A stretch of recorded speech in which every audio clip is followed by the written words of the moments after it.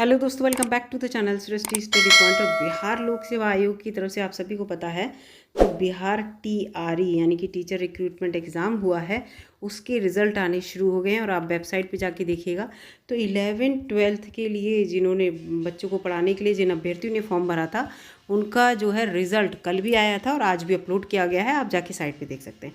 यहाँ पर सबसे इम्पॉर्टेंट जो न्यूज़ है वो ये है कि जो वाटर मार्क्स से रिलेटेड बच्चे परेशान हैं कि डॉक्यूमेंट आपका वही वेरीफाई होगा जिसमें BPSC का वाटर मार्क होगा।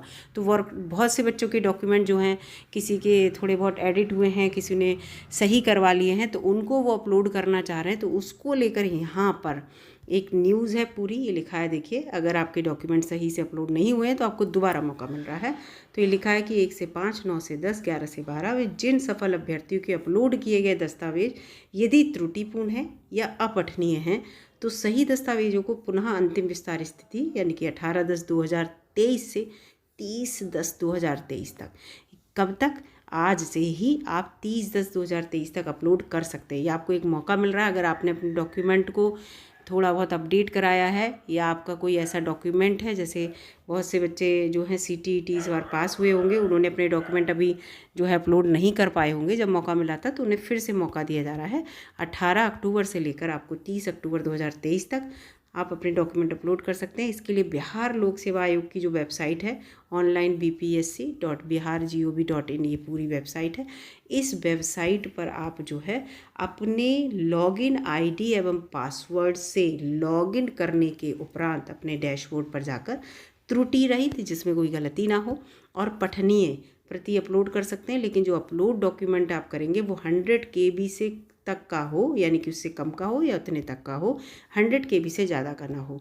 अपलोड किए जाने वाले दस्तावेज की छाया प्रति राजपत्रित पदाधिकारी द्वारा हस्ताक्षरित हो, जैसे पहले ही था। और साथ ही अपलोड करते समय उस पदाधिकारी का आप नाम लिखेंगे, पदनाम लिखेंगे, पद स्थापना लिखेंगे कि वो कहाँ पर पोस्टेड है, और उसका जो मोबाइल नंबर है, संपर्क संख्या का मतलब होता है आप उसका मोबाइल नंबर भी वहाँ पर पुट करेंगे। पूरा वहाँ कॉलम आता है, ठीक है। जिन बच्चों ने पहले ये अपलोड किए होंगे डॉक्यूमेंट, उन सबको पता है कि किस तरह से डॉक्यूमेंट हमें रीअपलोड करने हैं।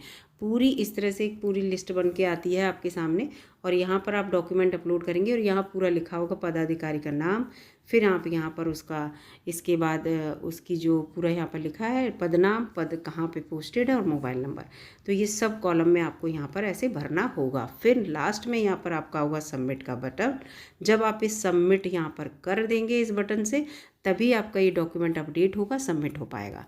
और ये क्यों किया गया है दोबारा अपलोड करने की बात, ये आप सभी को पता है। अभी मैंने एक लेटर भी चैनल पर जो है वीडियो डाली है, उस लेटर को लेकर पहले वो लेटर देखते हैं तो आपको समझ में आ जाएगा कि वाटर मार्क का क्या इशू है और हमें सही डॉक्यूमेंट या हमारा अपठनीय डॉक्यूमेंट है उसको क्यों दोबारा से हमें मौका दिया गया है। तो पहले उस लेटर को देखते हैं। देखिए दोस्तों, ये है वो लेटर जो कि कल वेबसाइट पे अपलोडेड था, और इस पर पूरा लिखा हुआ है कि आपके जो डॉक्यूमेंट हैं उनकी आपकी जांच जो है डॉक्यूमेंट की वो मूल प्रति से की जाएगी, ठीक है। और इसके साथ साथ अगर कोई कमी आपके डॉक्यूमेंट में पाई जाती है तो भले ही आप सेलेक्ट हो गए हों, लेकिन आपका जो परीक्षा फल है उसको रद्द कर दिया जाएगा। ये भी दिमाग में रखिएगा, ठीक है। इसके साथ साथ सबसे ज़्यादा ये लिखा है कि कोई भी जो आपने डॉक्यूमेंट अपलोड किया है उसको आपको डाउनलोड करना है उसी वेबसाइट से जहाँ पर आपने अपना आवेदन भरा था, है ना। आवेदन भरा था तो डॉक्यूमेंट आपने लगाए थे, और जब आपने डॉक्यूमेंट लगाए थे तो डॉक्यूमेंट अपलोड किए थे, और जो डॉक्यूमेंट आपने अपलोड किए थे उन्हीं डॉक्यूमेंट को आपको डाउनलोड करना है। और डाउनलोड जब आप करेंगे तो आपके लिए क्या वहाँ पर आ जाएगा, वाटर मार्क उस पर आ जाएगा रजिस्ट्रेशन सहित, ठीक है। वही डॉक्यूमेंट आपके चेक होंगे, वही डॉक्यूमेंट जो है आपके सत्यापित माने जाएंगे। अदरवाइज़ अगर आप बिना वाटर मार्क वाला डॉक्यूमेंट, चाहे आप कहें ये मेरा सही है, पहले वाला गलत था, तो नहीं माना जाएगा। इसीलिए कहा जा रहा है आपको डॉक्यूमेंट अपलोड करने का फिर से मौका मिल रहा है। अगर आपका कोई भी ऐसा डॉक्यूमेंट है जिसमें आपने अभी करेक्शन कराया है और पहले थोड़ी बहुत उसमें जैसे किसी के नंबर में या किसी की मिस प्रिंट होता है, है ना, नंबर सही से नहीं दिख रहे हैं, अपठनीय हैं या त्रुटिपूर्ण है, गलत आपने कोई डॉक्यूमेंट लगा दिया है, तो आप उसे अपलोड कर दीजिए। अपलोड करने के बाद आपको फिर से उसे डाउनलोड करना होगा। यह लिखा है कि आयोग के वाटरमार्क के बिना कोई भी प्रमाण पत्र यहाँ पर मान्य नहीं होगा। और जैसे ही जो डॉक्यूमेंट पोर्टल पर अपलोड किए गए हैं उनको आप डाउनलोड करेंगे तो आयोग का वाटरमार्क उस पर अपने आप बना हुआ आएगा। ठीक है, पूरा यहाँ पर लिख रखा है। और ये भी कहा गया था, देखिए आपको मौका मिलेगा फिर से डॉक्यूमेंट जो है अपलोड करने का, है ना। तो देखिए वो मौका आपको दे दिया 18 से 30 तक। लेकिन यहाँ पर एक बात और भी बहुत इम्पॉर्टेंट है कि जो 75% सीटें भरने का है और आपकी जो मिनिमम अर्हता है, ठीक है, उसको कम किया जा सकता है अगर आपकी 75% सीटें उनकी नहीं भर रही हैं। मिनिमम अर्हता का ही पूरा दे रखा है इन्होंने यहाँ पर। ये देखिए, नॉर्मल जो सामान्य श्रेणी के 40% मार्क्स कम से कम लाने हैं, पिछड़ा वर्ग को 36.5 और अति पिछड़ा वर्ग को 34%, अनुसूचित जाति अनुसूचित जनजाति महिलाओं को दिव्यांग के लिए 32%। अगर इन्हें 75% कैंडिडेट मिल जाते हैं इतनी ही मिनिमम क्वालिफिकेशन में, यानी कि अर्हता मार्क करने पर, तो ठीक है। नहीं मिलेंगे तो ये अपना जो है उसको कम करेंगे डेफिनेटली। तो यहाँ पर ये सब बातें जो थी वो मुझे आपको बतानी थी, बहुत इंपॉर्टेंट बातें हैं। तो इसलिए जिन बच्चों के डॉक्यूमेंट अगर अपलोड सही से नहीं हुए हैं, कोई त्रुटि है, तो जाके अपलोड हर हाल में कर दीजिए। अगर आप पास हो गए हैं तो ठीक है, 11th-12th वाले भी और 1-5 वाले भी और 9-10th वाले भी, भले ही उनका रिजल्ट नहीं आया है। 1-5 वालों का जो रिज़ल्ट है वो कब तक आएगा, इसको लेकर मैं एक नई वीडियो बनाऊंगी बिल्कुल विद प्रूफ के साथ, क्योंकि आप सभी को पता है कि 20 अक्टूबर को जो है माननीय सुप्रीम कोर्ट के जो मुख्य न्यायाधीश हैं उनके पास आपका केस है। अब वो क्या डिसीजन देते हैं तो आप समझ जाइए आपका रिजल्ट कब तक आएगा। फ़िलहाल मैं उसको लेकर पूरी आपको न्यूज़ दूंगी। आप बिल्कुल निश्चिंत रहिए कि बीएड वालों को शामिल किया जाएगा या नहीं किया जाएगा, ये सब बातें भी।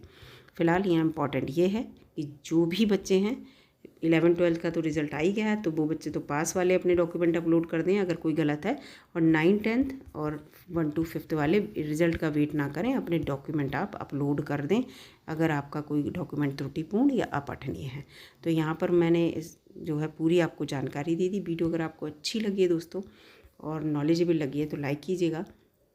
चैनल पर नए हो तो सब्सक्राइब भी कर लीजिएगा। इस तरह की अपडेट मैं आपको हमेशा देती रहती हूँ। मैंने कहा था देखिए कल का ही लेटर है, ये 17 तारीख का लेटर है पूरा, और जो आपका डॉक्यूमेंटेशन अपलोड करने का है वो भी 17 तारीख का ही लेटर है। ठीक है, तो पूरा यहाँ पर आपको अपडेट किया है मैंने।